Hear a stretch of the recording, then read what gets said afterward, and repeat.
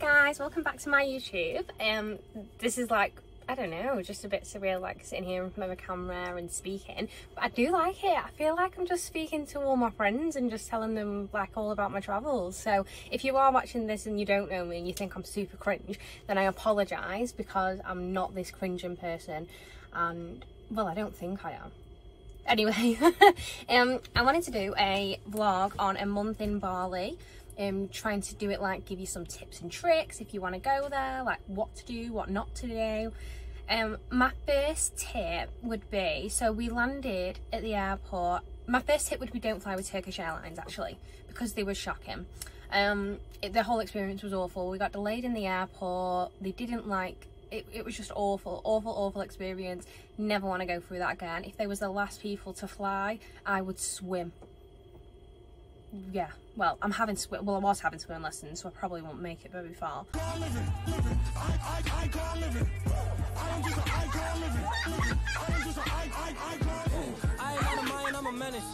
But I'd get a boat. I would never get on a plane with Turkish Airlines again. So that's my first tip. Do not fly with them. Tip number 2, download, there's an app on your phone that you can get called Gojek or Grab. I think Tom used Gojek more. You can basically get like cheaper taxis. I know obviously everyone's like, oh, support local taxis, but they just see that you're not from there and they bump the prices up. So definitely get Gojek, because it's a set price. It's just like Uber, you know, and you pick the driver and the car based on like how much luggage and things you've got. When we was going from hotel to hotel, we usually ordered a Grab XL, so it was a bigger car. Sometimes though the cars did come, we didn't order like a Grab XL or a Gojek XL, and they were big anyway. So yeah, and because Tom knows cars, he knew which one it was, whereas I'd have just clicked any car. I'd have just clicked KA me and expected all our luggage to go in it. Would have made it work, but so that's tip number 2. Tip number 3 as well, when you land, try and get a SIM card, because not at the airport though, because it'll be well expensive, but like as you land, like, and you travel around, lots of like little stalls and shops will have them, because you do need data or Wi-Fi to get the Gojeks and the Grabs, and yeah, a lot of places you needed it, yeah, just for that really. And in our, like where we stayed, a lot of the places like give you a number to WhatsApp them if there was ever a problem.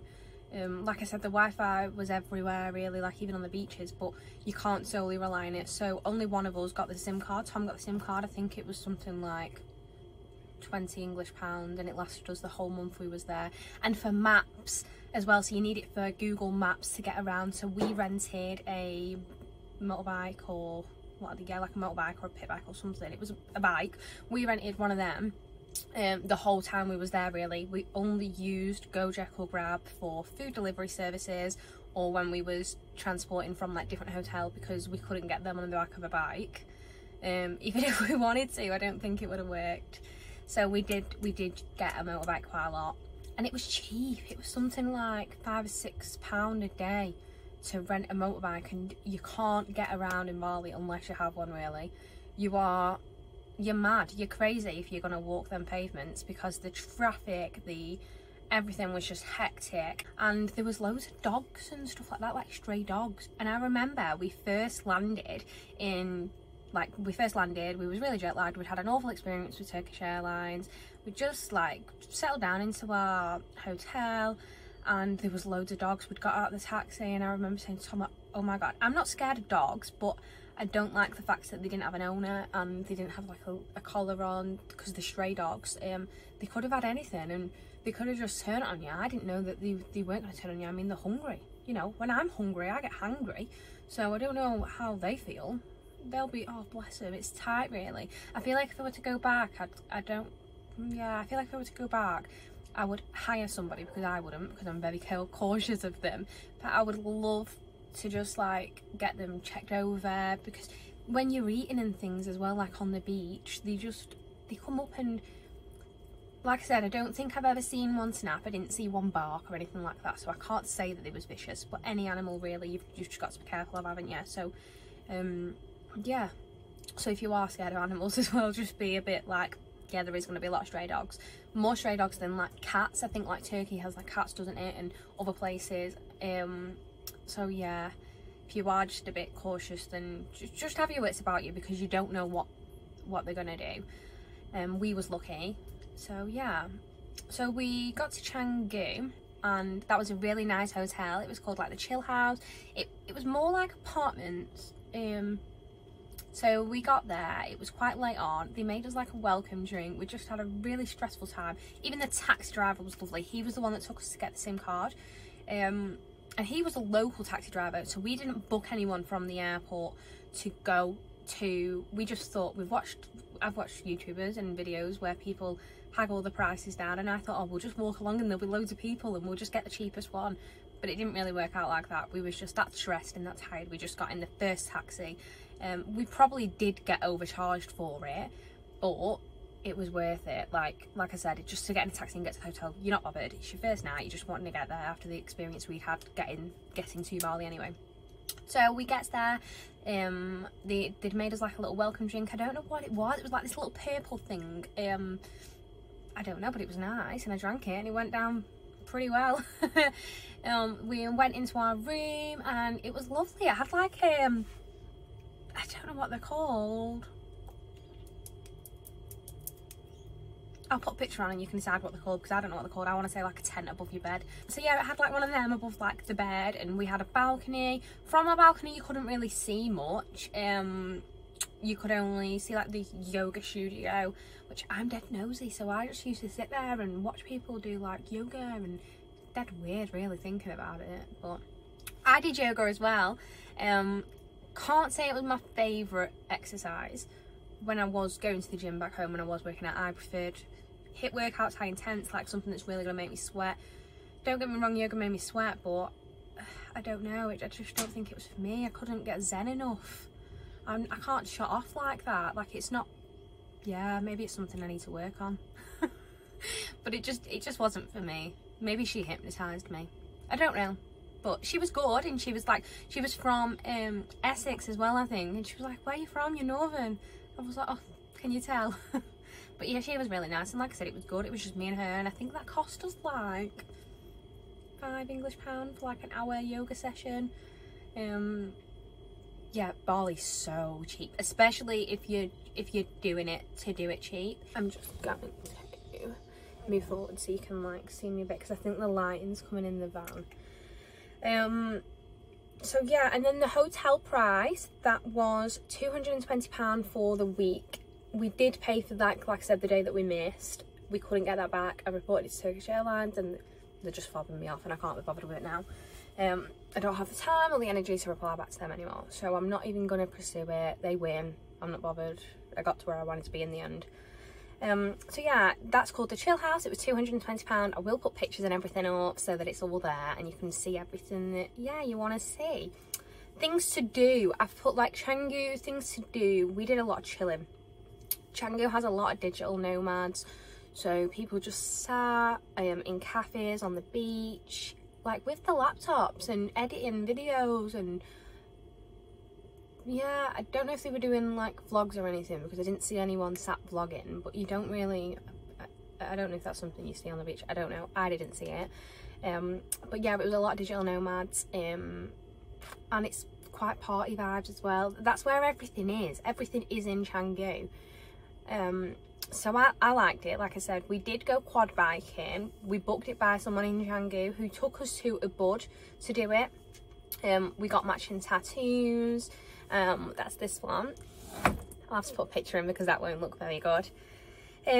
We hired the bike again and went to Handara Gate, and that's where Tom actually proposed. It's quite funny actually, like when we went to Handara Gate, I was like, I'm not queuing up for a picture. What do I want to queue up for a picture for? It's just a gate. Like it weren't the nicest of days. It was a bit cloudy and the queue was massive and everyone was taking pictures, and I don't know, I just thought this is just a bit vain for me. I can't stand here and take pictures under this gate. There's another one called Heaven's Gate as well, or Heaven's Gate. We didn't get there, but I did say like, oh come on, we'll just try that one. But we drove like 2 hours and I didn't realise Tom obviously was going to do that. And I'm in a sulk, like I'm not taking pictures. I don't want to take pictures. I don't feel dressed up to take pictures. I just had like my hair in a like a bonnet, had a helmet on God, I can't speak. I had a helmet on for 2 hours driving there. It was humid heat. I just didn't want a picture. So yeah, but it worked out well. Like I said, I am now engaged, so it was really good, and it is a really nice picture. It's a really nice place. It's stunning. The gates are massive. You go back and it goes on to a golf complex, I think. There was a lot of traffic as well, so like every time someone got pictures, me and Tom was very lucky. Loads of cars didn't come in and out of us, but a lot of people could go through them gates in cars and bikes and things. So yeah, and there was loads of people there. Really did not expect Tom to do anything like that where there was people, because that's just not Tom. Anyone who knows Tom knows, like, he's not a people person. So for him, that was like, he even did the whole like went down on one knee thing after me sulking. Typical, really. So yeah, that's what we did. Food places. So I've wrote food places where to eat in Canggu. I feel like, because it was our first time in Bali, we didn't experience a lot in Canggu food wise. I didn't like look on Instagram or TikTok or anything like that about where other people was eating or what's good. We just, if we felt like eating on the beach one night, we ate on the beach one night. Chill House did a lot of good food. Breakfast, breakfast in Bali. I would do anything right now for a porridge bowl with all that dragon fruit and an iced latte for, it was like not even £5 English. It was so cheap. And Tom would get pancakes with loads of strawberries and chocolate and sauce. Tom was more of a sweet person in the morning, getting all the pancakes and waffles and things, whereas I think personally that's a dessert thing. That's something that you do get for desserts. I didn't never have it, but I did prefer like the porridges. They were so nice. It weren't like normal porridge. It probably was normal porridge, but I was just sat thinking in my head, this is the best porridge I've ever had. So yeah, the food in Bali everywhere is just amazing. But Chill House did really good food. So when we couldn't extend it for another week, because we, like I said, we did a week in Canggu, and then we was like, actually we wanted another week here in this exact like hotel where we are now. It won't be like expensive. We might like be able to speak to them. They didn't have any reservations left, so we went down the road to Rimbun, where Tom booked us bunk beds. So we just got engaged, we're dead buzzing to be together, you know, like all lovey-dovey, and Tom booked us bunk beds, which was dead funny in the end, because I taxed top bunk and then I regretted it, because climbing up and down on the metal hard ladders on my feet, killed me. But at least I had a bed. It's not the end of the world. I'm moaning about nothing. So Rimbun, how much did that cost us? I've not wrote it down, but I will get Tom to add it into the thing how much that cost us. It was cheaper than Chill House, I think, but it wasn't as nice, like as friendly, or like the food, like we ate there once. There's like a restaurant there called Anne's, and then there's like a gym as well, and the pool was nice, and it was a lovely hotel. Like I said, the pool was bigger and it was a lot more rooms than Chill House, but it just weren't, I think I liked the Chill House so much I would go back there, especially because the food was so good, the staff was so friendly, and they come up and spoke to us every day. There was one man, I don't know his name and I don't want to get it wrong. It was lovely the whole time, and he was like, he'd won like awards for coffee, you know, like coffee latte art, and he was really good. He kept calling Tom Mr. Tom and Sir Tom, and yeah, they're really, really friendly people. No matter where you go, they'll do anything to help you. It was just lovely. So we did another week in Canggu. We went to Rimbun again. Like I said, we didn't have a plan of doing things or anything like that. We just went with the flow because we didn't know what to do or what to expect. A lot of my things that I wanted to do wasn't aboard. Like I wanted to do the swing, I wanted to do the monkey forest, that was all aboard, so I was just waiting on for that really. So I've wrote food places down. Like I said, we went to the beach a lot, but I have wrote a few things down as well. So we went to a place called Smoke. It's like a barbecue vibes. The chips, the fries, whatever you want to call them, there was like really chunky. They had skin on, better than like KFC skin on fries, because Tom keeps mentioning them. He's still mentioning them now, and we're nearly a month into Australia, so we've nearly been away from Bali for a month, and he's still mentioning them, so they must have been good. I, on the other hand, just thought it was a bit above average, whereas Tom really liked that. We went to BB 52 Burgers. That's expensive though for what it is. I will put pictures up. It was nice. It was our first night. We went there. I'd seen it on Instagram and we was like, yeah, let's go. But yeah, a lot of the time we went to the chill house on the beach and just did stuff like that. Then we went to Uluwatu for a week. Oh no, we also did Tanalot Temple. That was lovely. That was so nice. That was just dead bliss. Like, it was nice. We watched the sunset there, and then we went to Uluwatu. Uluwatu, the hotel was lovely. It had recently got really bad reviews, so I was really wary. Tom had booked this hotel. He'd booked everything in Bali. I just kind of went along with the flow, really. I'm just the entertainment. I just booked this hotel, and the reviews were saying it was dirty and it needed like cleaning and things like that, and yeah, it just weren't very good. It did cost 180 English pounds, so that again was cheap. A week in Uluwatu. We got there and it was lovely. It was a really nice hotel. Now, I am a clean freak and so is Tom. Tom has OCD like I've never seen before, especially since being away from home. I don't know what it is. Maybe because his mum's not cleaning up after him, or I'm not cleaning up after him, but Tom has got really bad OCD. And even he said, like, these reviews, maybe they just got a bad time or they wanted to put something bad up. I'm not saying they're lying, but it's not the experience we had. We had a really good time there. It was good Wi-Fi, like we was downloading everything that we needed to download. It was a bit further out than everything else. Like, it was on a golf resort, so it was really far out. Again, you did need a bike, so we hired a bike for a week. Yeah, it was really good. Like I said, it was just far out, but that's fine. We're not bothered. We had a bike. We could go where we wanted. The beaches in Uluwatu, oh my gosh, I have never seen beaches like it. They are just stunning. I will put pictures up now, and just like so you can see like all the different beaches that we went to. Just lovely. A couple of the beaches that we went to, I wrote them down. So Thomas Beach. My Tom got sunstroke. It's not funny, is it? And if you see me smiling and laughing, Tom got sunstroke really bad. I can't stop laughing, I'm evil. The steps to go down to Thomas Beach are a lot. Maybe me and Tom are just unfit, but they're a lot. We went down there. It was the clearest beach I'd ever seen. Like, it was stunning. And Tom, on the way back, we did have water, so it's not that. I think it's just that he went in the sea and he'd not really eaten a lot and he was just exhausted. I think that's what it was, and he didn't have a hat on.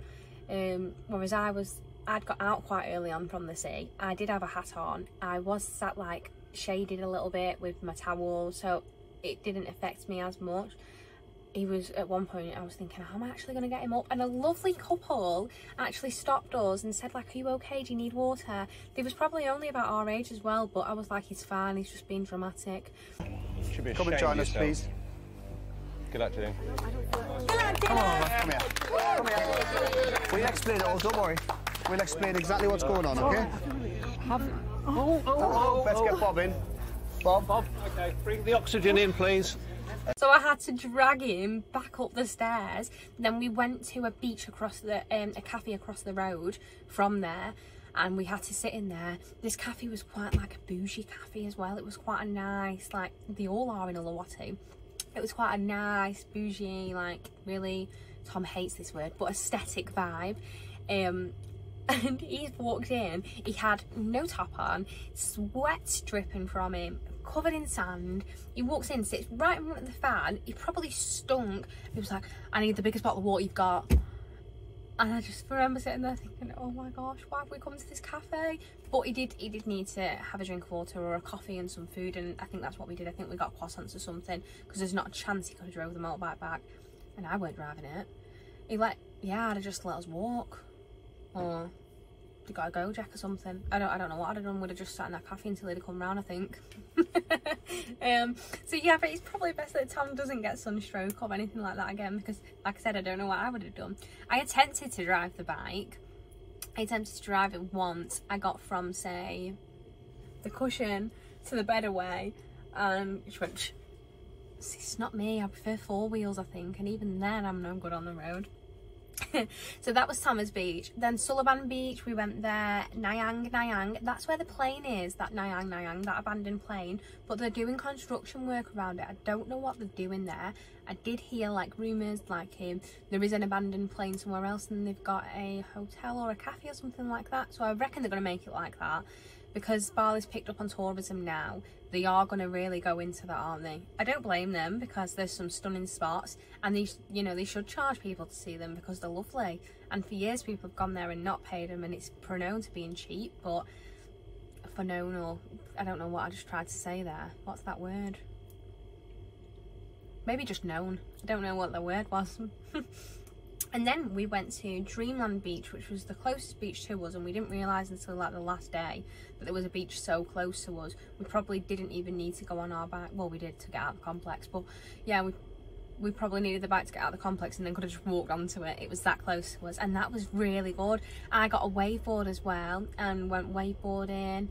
I don't love the ocean, like I said previously. I was having swimming lessons back home because I just feared the sea and swimming and everything. I'm not a strong swimmer, that's what it is, so I was having swimming lessons. But on Dreamland Beach with the waveboard, I feel like it's a bit of security. Like if I'm going down, this board's going to get me back up. At least that's what my brain told me. And I did it. I liked it. I enjoyed it. So we've actually bought one now here, so I will go in with that. I think I'm probably going to branch out and maybe get a surfboard, but it would be confidence going out past the waves. It probably would take a lot for me to do that. Tom on the other hand just loves it. He goes out really far, but he's a strong swimmer, so I feel like when you're a strong swimmer, you're just not as bothered. I go in and I go into where I'm comfortable, and half the time Tom's like, come on, come out further, and I'm thinking, yeah, if I drown, it's on you. You can ring Carol and tell her I'm dead, because I'm sure my nana'd have your head. So then we went urban exploring as well. There's loads of abandoned places in Uluwatu. I think Uluwatu tried to make it a bit like Turkey, do you know, with the complexes being so big and like I said, like 5-star complexes and things. They tried, some of the hotels tried to be like that, and then I think COVID just came along and it just shut. They just didn't open up back up anymore. They didn't have the money, and it's sad because some of the places where we went urban exploring, they left everything in there, like pillow cushions, some of the copper things out of like the roofs and stuff, took out what they could, but yet they left like a full gym in there, and that was locked up. It was strange. It was like it was left for reconstruction, but it never got reconstructed, or like all you'd really need to do is go in there and clean it up, I think, and probably rewire it. Yeah, you wouldn't have to spend loads on some of these hotels because half of it was already done. That's what was shocking. Like, it might be cheaper to just build another one, and that's what they did. I don't know the rules over there of buying things and that, but I was walking around thinking, if I came into money, I would just buy one of these, because you could earn money off it. So yeah, we did a lot of urban exploring. We also went in Uluwatu. We went to the Water Bomb water park. So the tickets for there was £60 and we spent 50 in there. So that was probably one of our most expensive days, to be honest with you. But they had a really good thing, didn't they, where they had the you'd buy a wristband and you'd top up before, so that you'd show your things, like you book your tickets. We booked ours online. You'd show your thing, book your tickets, and then they'd say, do you want to add credit onto a wristband? So then you put your stuff in the locker, and all you have to do is tap your wristband each time. So you don't need to go out and get money and things like that, which I bet in water parks it would be a nightmare. I know when we went to Siam Park in Tenerife, some guy come down the slide and he must have had money in his pockets, and all of his money, all of like his euros and everything, come out of his pocket. Whereas this is a really clever idea, just to have it on a wristband and then go and pay, and you could go back to your locker, get money out and top up, and you get your money back at the end if you've not spent it. So I thought that was really good. And all the mats, like when you're queuing up, they had like cooling mats on the floor and things for you to stand on as well, so you weren't red hot. It was a warm day, but I think because we did stop in quite a few, like it was a good water park, but there wasn't tons there, was there? There weren't loads of rides. We did go to the Uluwatu temple as well. That was really good, and we saw loads of monkeys there. They were different monkeys to the monkeys that we then see in a board. However, you still have to be really careful. One actually come up behind me and nicked my bottle of water from me. I was like, here, have it. I was not fighting a monkey for a bottle of water because, yeah, they can be quite dangerous because there's so many of them. That's what it is. If one came, I don't think it, even then, they're so big, and the claws, yeah, and the tails, and they're not like cute little monkeys that Ross Geller had in Friends. They're big. So yeah, we went to the Uluwatu Temple. That was really good. Again, like a lot of places, you have to pay for parking. I think it was like £2 or something. I don't think any parking was expensive, was it? Even on beaches, no parking was expensive. And it's like you can stay there all day kind of thing. I had a back massage in Uluwatu as well, in the hotel that we was at. That was lovely. So yeah, I think that's all that we did in Uluwatu. So again, we did quite a lot. A lot of it was like beaches, temples, things like that. Then we went to Ubud for 4 nights, which cost us 65 English pounds. We stayed at the White House, it was called, and it was literally on the Monkey Forest Road. So I was dead excited to go to the Monkey Forest and see the monkeys until we stayed there, because we saw them every day. Every day they was coming out onto the rice fields and they was up on our balcony, so I didn't need to go and spend money to go to the sanctuary to see them when they was all coming out anyway. One night though, the last day, I was eating my breakfast and we had pancakes there every day. That was included with that £65 as well. That was for 4 nights. We was eating our pancakes that we'd got on our fruit, and I said to Tom, there's a monkey. Now they'd all said at the hotel that we were staying at, oh no, they don't come in the restaurant bit, and we hadn't seen them the 3 previous mornings. And then I'm sat there eating my breakfast. There's loads of other people, like couples and things like that, sat together eating breakfast. Could have gone up to anyone closer to them, and this monkey came to me. Of course it did. Come to me, jumps on the table, Tom jumps up, everyone else in the restaurant just like in shock and jumped up. And I don't know why, but I just froze. I just sat there the whole time just watching this monkey. I was in awe. I kind of almost did want to go and stroke it, but then everyone was like, don't go near it, don't touch it. And they'd all come like and try to chase it off, but it already nicked my fruit. So then they'd come out and obviously brought me more food, but I weren't bothered. I was just like, wow, as if it just did that, like as if it just came to me and everyone else that was eating the exact same food. It was weird, a funny weird. And now I really like monkeys, and it's like, maybe it's like spoke to me and I'm a monkey whisperer. So yeah, it was pretty central to everything as well. It was hard to find as it's down alleys like Rimbun was as well. And it's more B&B vibes than hotel, than Uluwatu.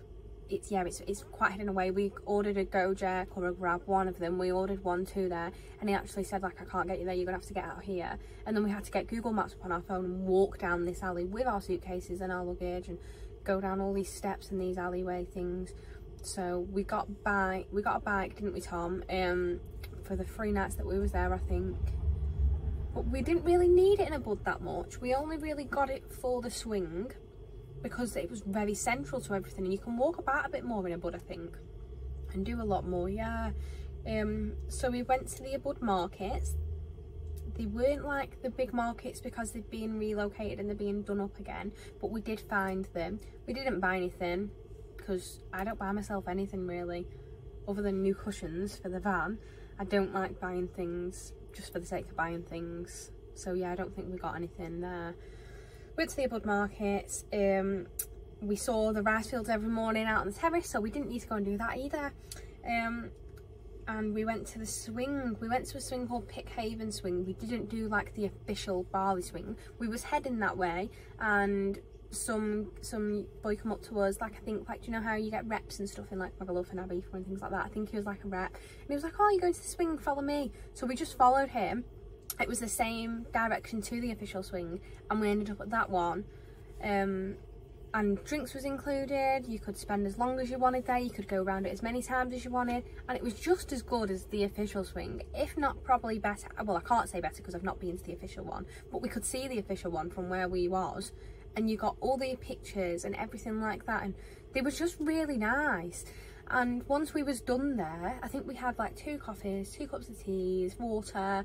Once we was done there, we kind of got lost on the way back because the Google Maps just weren't playing. We got lost on the way back, and the guy that actually took us to the swing saw us and took us back to the Monkey Forest road, and we went through the Monkey Forest on the bike. It was crazy, and he just did it. Like, he didn't get money out of it or anything like that. He weren't taking us to somewhere else, he just did it. So yeah, that was really nice. We've actually got him on like Instagram and things like that. So yeah, that was good. I don't feel like I've missed anything too much. I think my favourite place, and if I were to go back, I liked them all, but I don't think I'd do Uluwatu again. I don't think there was an awful lot to do there.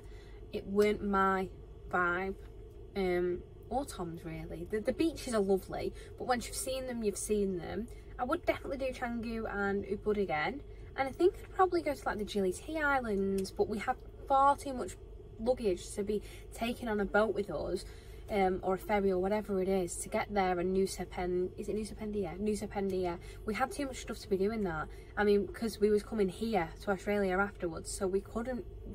Yeah, there's not a chance we could have done it really.